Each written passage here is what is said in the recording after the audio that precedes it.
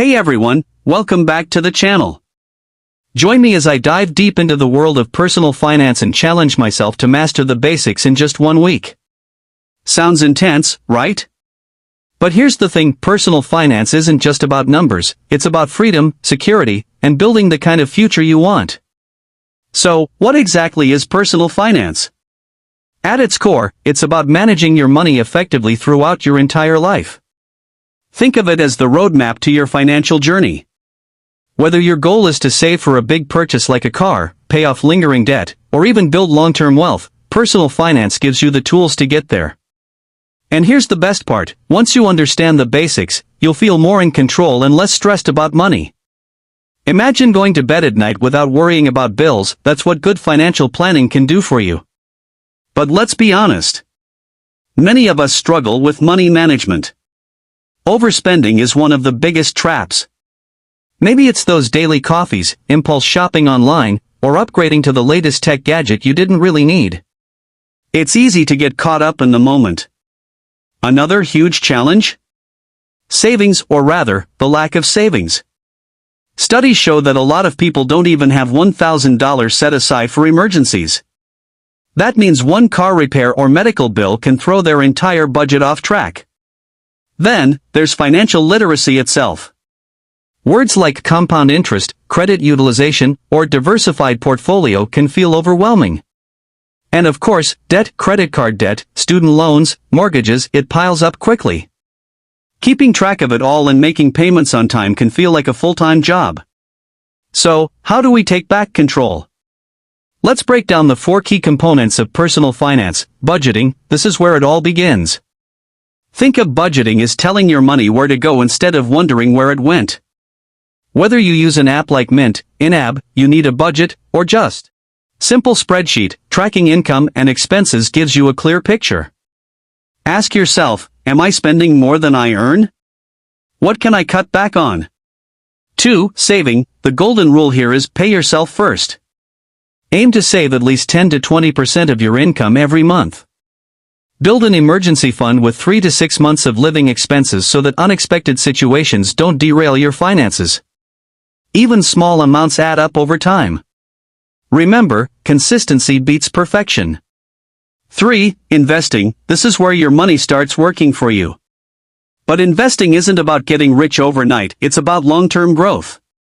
From stocks and bonds to real estate and index funds, there are plenty of options. The key is understanding the risks and starting as early as possible. The power of compound interest means that even a small investment today can grow significantly in 10 or 20 years. 4. Debt management, not all debt is bad, but uncontrolled debt is dangerous. Prioritize high-interest debt first, like credit cards. Use strategies like the snowball method, paying off the smallest debt first for motivation, or the avalanche method, tackling the highest interest debt first to save money. The goal is to create a plan, stick to it, and avoid taking on unnecessary debt in the future. Now, let me share a couple of real-life stories that prove how powerful good financial habits can be. One of my friends wanted to buy her first home. Instead of giving up, she cut back on eating out, canceled a couple of subscriptions she didn't use, and switched to a high-yield savings account. It wasn't easy, she had to say no to a lot of short-term fun, but within 2 years, she had saved enough for her down payment. Today, she's living in her dream home, all because of discipline and smart money moves. Another example is a colleague who was drowning in credit card debt. He sat down, created a budget, and committed to it. He used the snowball method, paying off small balances first to build momentum. Slowly but surely, he paid off his debt. Now, instead of money controlling him, he controls his money. Here's the truth, taking control of your finances doesn't just change your bank account, it changes your life. It reduces stress, improves relationships, and even gives you more freedom to pursue your passions. Imagine being able to travel without guilt, invest in your future, or support your family without constant money anxiety. That's the power of personal finance. So, in summary, master the basics: budgeting, saving, investing, and debt management, and you'll already be ahead of the game.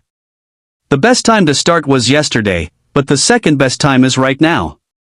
When it comes to money, it's not just math, it's mindset. Why do so many people overspend, even when they know better? The answer lies in emotions. Money is tied to status, comfort, and even happiness. For example, some people shop when they're stressed, while others splurge to celebrate. Recognizing these patterns is the first step. If you know you're tempted by online shopping late at night, set limits. If eating out is your weakness, try meal prepping at home. Changing habits starts with self-awareness. Part 6. Building good financial habits. Small habits, repeated daily, lead to massive change over time. For instance, automating savings so money moves into your savings account before you even see it. Tracking expenses weekly instead of waiting for the end of the month. Setting short-term goals, like saving $500 in 3 months, to build momentum. Remember, personal finance is a marathon, not a sprint. The sooner you make good habits automatic, the easier it becomes to stay on track. Part 7. Credit scores and why they matter. Let's talk credit scores. A credit score isn't just a number, it's your financial reputation. Lenders, landlords, and even some employers look at it. A good score can save you thousands of dollars in interest.